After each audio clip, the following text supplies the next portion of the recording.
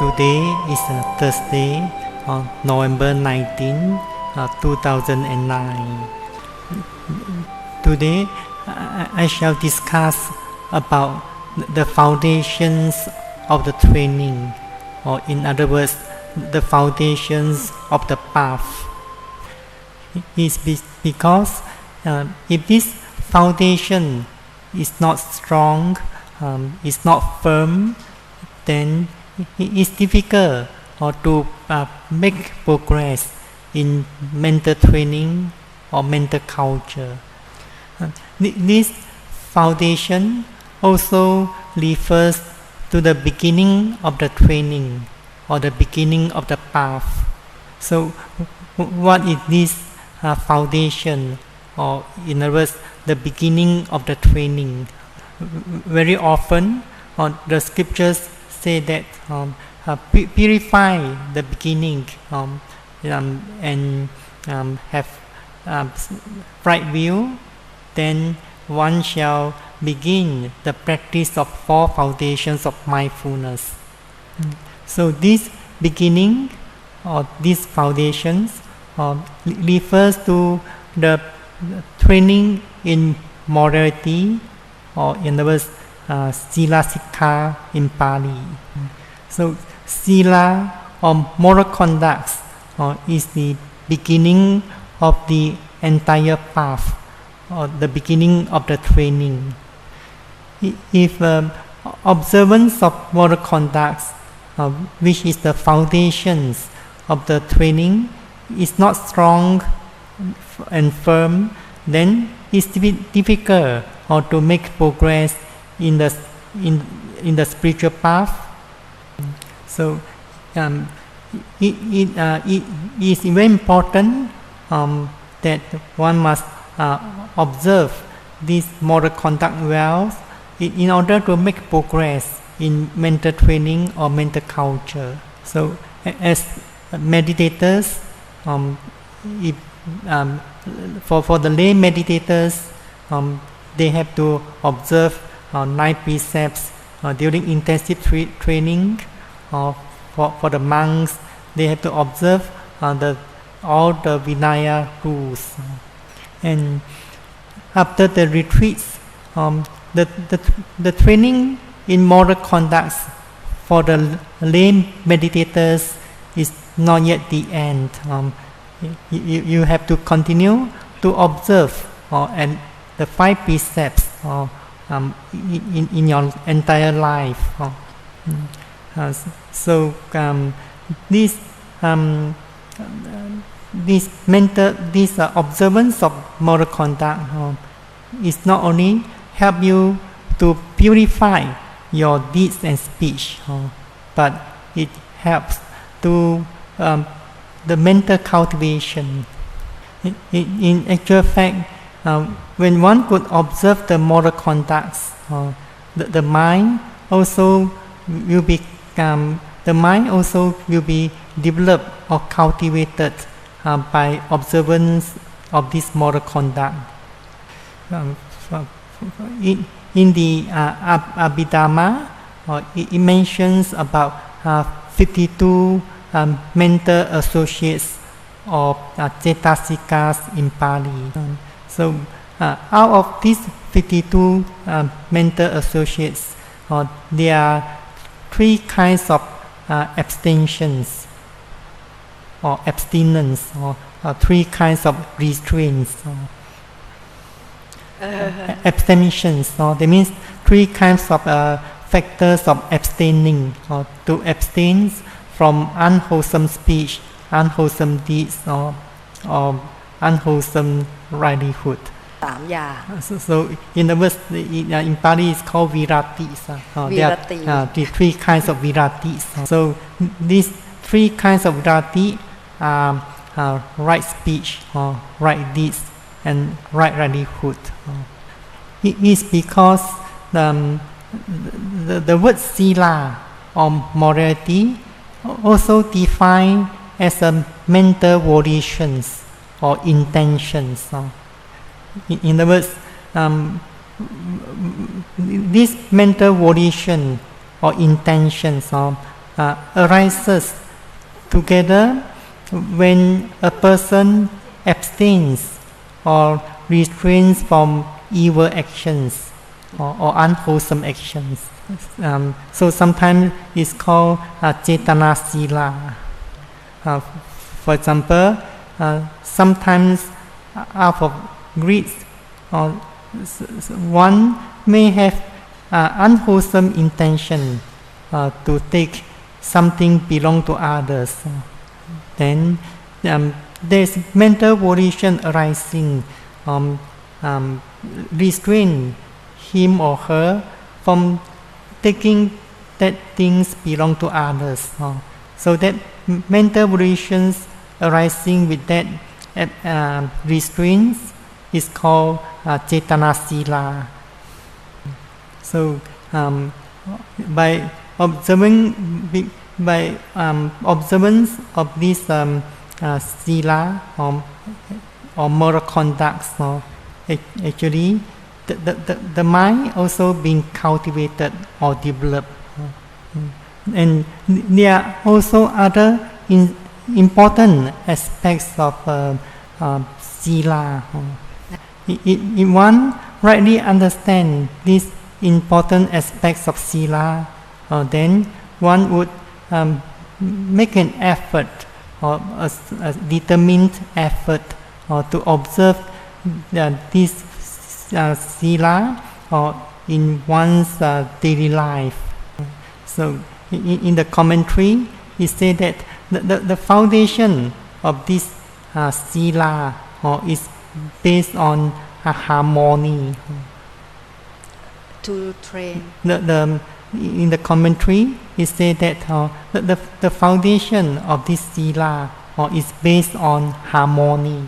So by observing Sila or moral conducts, or for example, the 5 precepts, it leads to harmony at the level of social. It also leads to harmony at the psychological level.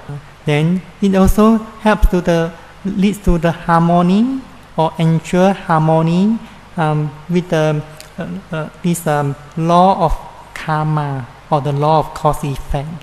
It also helps to establish harmony at the meditative level.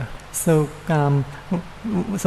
what is the meaning of harmony at the level of social? So in other words, members of the society, or members of the countries, or all the people in the countries, or members of the family, or members of any organizations, can only live in harmony if they could observe the moral conducts well. For example, in an organization, if members of the organization do not observe for the precepts well, for example, they always tell lies to each other. So then they become suspicious against each other. So when they become suspicious to each other, they are no longer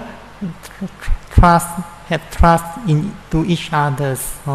Then they may not be able to live in harmony. It's because people or the members of organization can only live in harmony because they have trust among each others.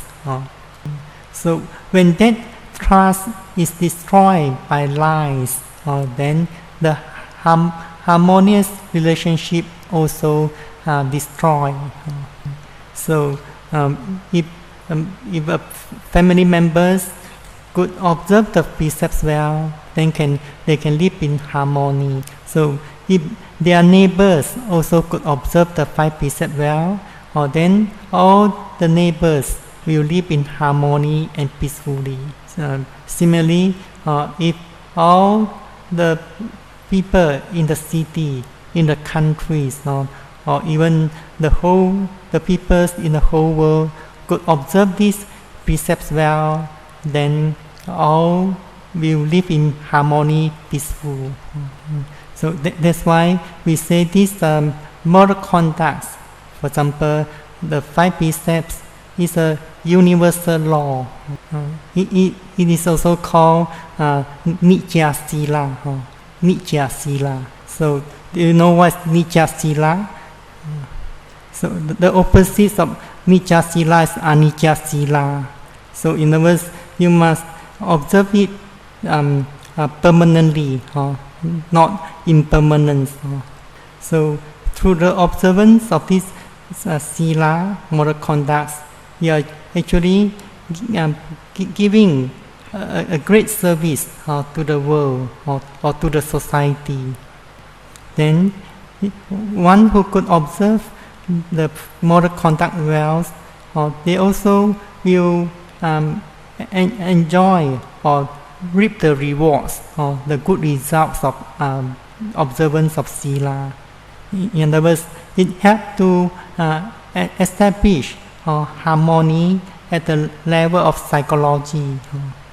For example, if one tells a lie, for example, when one tells a lie, so then later he finds that his people suspect his words.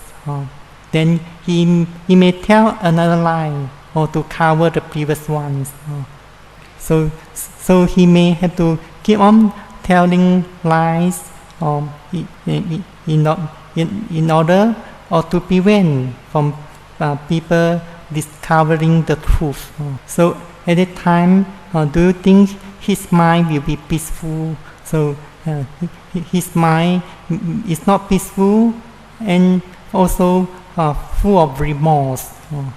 So when the mind is full of remorse, then it's not peaceful. Then one may not even to concentrate well on one's work and so on. So by violating these precepts, not to tell lies, then one's beginning or the foundation of the training is not purified. So this feeling of remorse becomes one of the mental hindrances to the progress of meditation. So that's why by observance of the moral conducts of sila, it helps to establish harmony at the level of psychology. It also helps to establish purifications at the beginning of the training. So if the mind is full of remorse, then it's difficult to attain deep concentrations. So when there's no deep concentrations, then insight knowledge will not arise. Then at the karmic level, it also ensure harmony with the teaching of law of karma or the law of cause and effect. So as you know, if one commits evil actions, then one may have to experience unpleasant results or suffering in this life and in future. So if one could abstain or restrain from all kinds of unwholesome actions, then one will experience pleasant results in this life, in the futures, or one will have a good rebirth in the future. So it is important to rightly understand the teaching of karma or the law of cause and effect. So it is because of right understanding in the teaching of karma, then one could restrain or abstain from all kinds of unwholesome actions. As you know, karma means volitional actions or intentional actions. Karma means Cetana is karma. Also, the word Cetana means intention, volitions, or motive. So this volition, intention is actions. So all actions begin with these volitions, or in other words, begin from the mind. If this volition or intention is defiled, for example, by 3 roots of evil, or greed, hatred, delusions, then these actions will be unwholesome. So if an action is done out of greed or hatred, delusion, then that actions is not wholesome actions. It will cause suffering to others and also to oneself.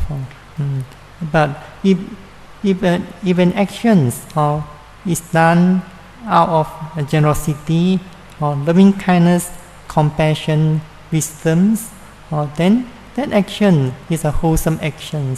So that action shall benefit others or also oneself.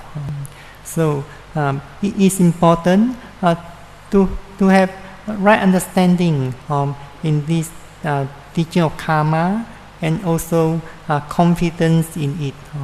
So this teaching of karma can also be experienced in vipassana meditation or mindfulness meditation. So when one's moral conduct is purified, then one could concentrate well on the object of meditations. So in other words, first one must attain purifications of moral conduct. Then only one could attain purification of mind. So in vipassana meditation, to attain purification of mind, one must make an effort to have constant, continuous and sustained mindfulness. So only when mindfulness becomes constant, continuous and sustained, then concentration becomes deeper and deeper. So as explained in the previous Dhamma talk by Venerable Swami Sayadaw, vipassana meditators has to attain momentary concentrations, or in other words, khanika samadhi. So to attain these momentary concentrations, meditators must begin to be mindful of every actions, movements, or phenomena as soon as one wake up. So as soon as one realizes waking up, one should even be mindful of that moment of waking up. So after waking up, there are many actions, movements. Meditators must be mindful, even when one wants to open the eyes, getting up from the bed, standing up, taking toothbrush, walking to the washroom, and so on. So every movement, as a meditator, every movement of life must must carry on with mindfulness. So When mindfulness becomes constant or continuous and sustained in the daily activities, then that mindfulness will be very helpful for the practice of walking meditation and sitting meditation. Usually, meditators could attain or gain some good experience in meditation is because they have constant, continuous and sustained mindfulness. In the mindfulness of daily activities, if meditators want to be mindful of the movements attentively, precisely, then meditators have to accustom or train themselves to slow down day by day. In the mindfulness of daily activities, it's not only the movements or actions that the meditators have to be mindful of. The meditators also have to be mindful of the desire or intention or wanting before any actions or movements. So by constantly be mindful of this desire, intention before the actions and movements, then meditators also could gain or insight knowledge also. To enable the meditators develop the mindfulness so that the mindfulness becomes attentive, energetic and precise, meditators also have to make mental noting or mental labeling whenever meditators mindful of any actions or phenomena. But meditators must bear in mind that that noting or labeling is not mindfulness meditation.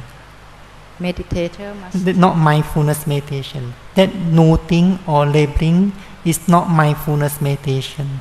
That noting or labeling is to help the meditators to develop the mindfulness. So meditators must not focus the mind on the noting or labeling. Only when meditators could perceive the process of movements as it is, or the phenomena as they really are, then this is what I call meditating. It is also important, meditators must not make a long noting, or in other words, dragging noting. So, for example, some meditators, when they mindful of the movements of foot, or the drag, the noting, for example, lifting, so that noting or labeling is following throughout the process of the movements. So that way of noting may become a hindrance or obstructions to the mindfulness of the movements. We always emphasize only when meditators perceive that there's a arising of the movements or arising of any object, then meditators know it. So we always emphasize only when the meditators perceiving the arising of the movements or any object, then meditators know it. So when, for example, when meditators becomes aware that the foot is lifted out, then meditators know it, or label it, or lifting. So in other words, when meditators make any mental noting or labeling, the mindfulness or the awareness must stay with the objects of meditation, or for example, the lifting movements. So when mindfulness becomes more and more attentive or energetic and precise, then meditators may gain some experience in meditations. So meditators may come to realize, for example, movements as movements. For example, when meditators mindful of the lifting movements of the foot or the pushing movements and dropping movements, if the mindfulness becomes more attentive, precise, meditators come to perceive the movements become clearer and clearer. So meditators come to the movements become more distinct. Then eventually he could not sense the form of the foot. Sometimes meditators could not conscious of himself or herself. Meditators only come to realize there's this awareness of the noting mind and the movements. So meditators come to realize that there are only these two processes. One is the movements, the other is the mindfulness, or in other words the noting mind. So to realize this experience, meditators' mindfulness must be constant, continuous, and sustained for a long period of time. If there's a lot of gaps in the mindfulness, then it's difficult to attain deep concentration. Cannot, right? It's difficult to if there is a lot of gaps in the mindfulness, then it's difficult to attain deep concentration. So when concentration is not deep, then it's difficult to have clear insight. So when mindfulness becomes sharper and sharper, and concentration becomes deeper, meditators could also perceive the intention clearly. All movements are preceded by intention. So meditators have to slow down their actions, movements more and more, then meditators could see it clearly. For example, at the end of sitting meditations, there's a desire arising. For example, wanting to stop or wanting to stand up. So meditators should mindful and note that desire.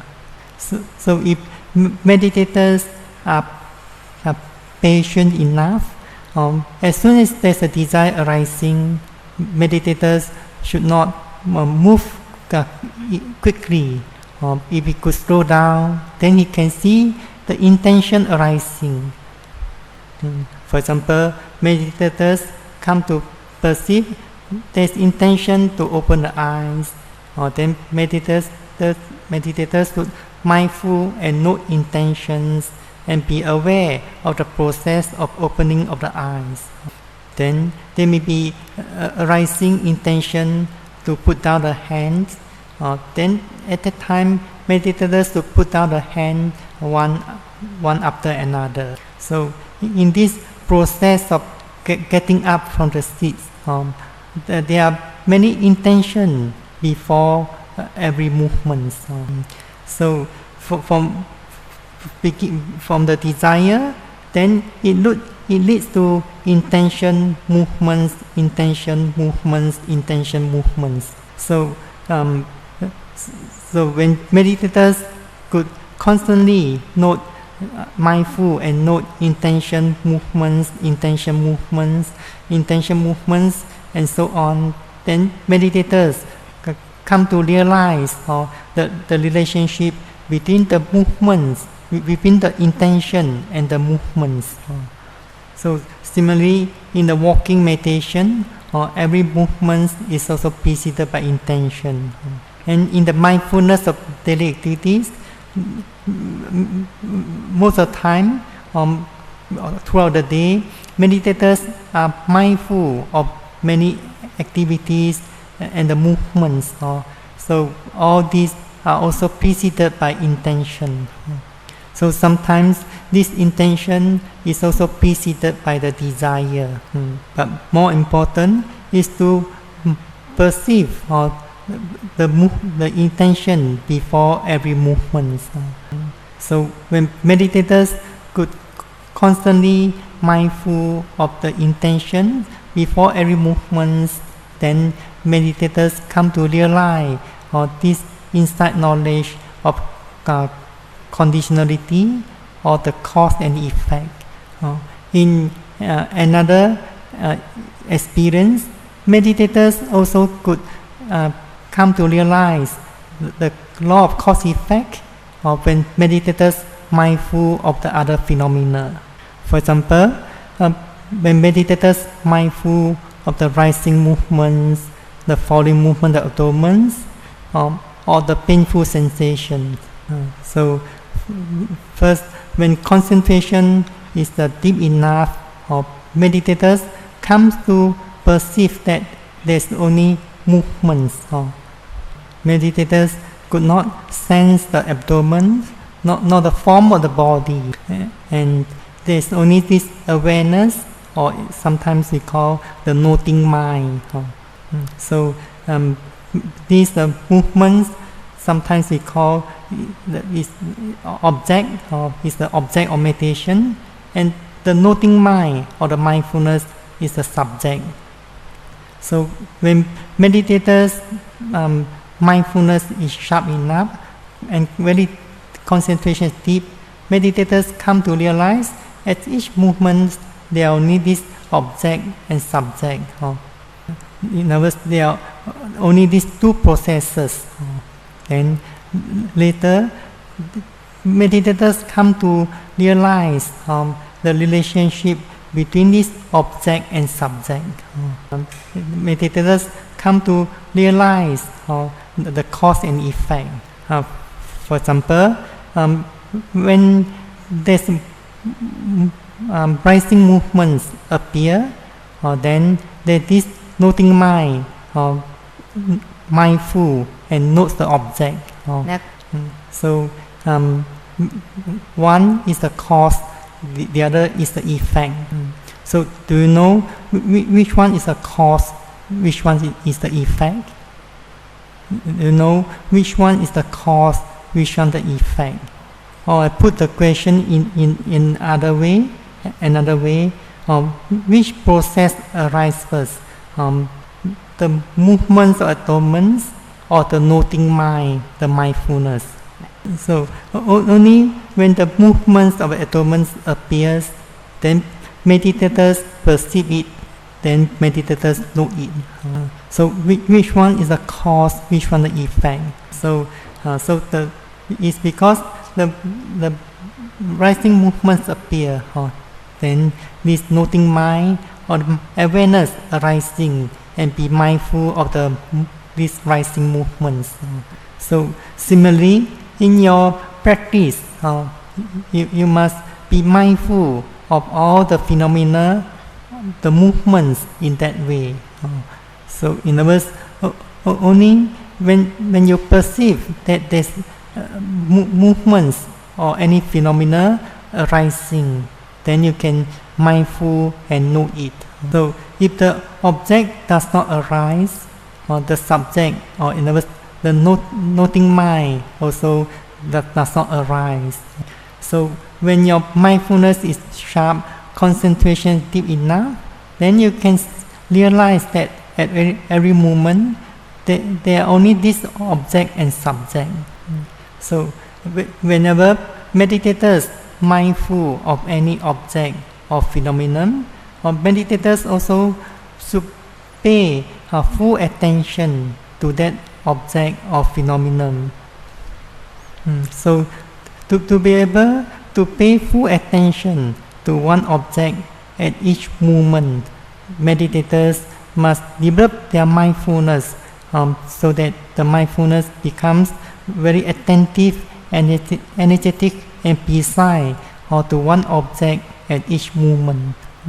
So to be able to pay full attention to one object at each moment, meditators' mindfulness must be constant, continuous, and sustained for a long period of time.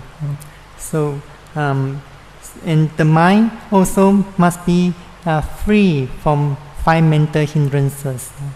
So when meditators realize this the law of cause effect through their own experience, then they have firm confidence and deeper understanding in the teaching of karma.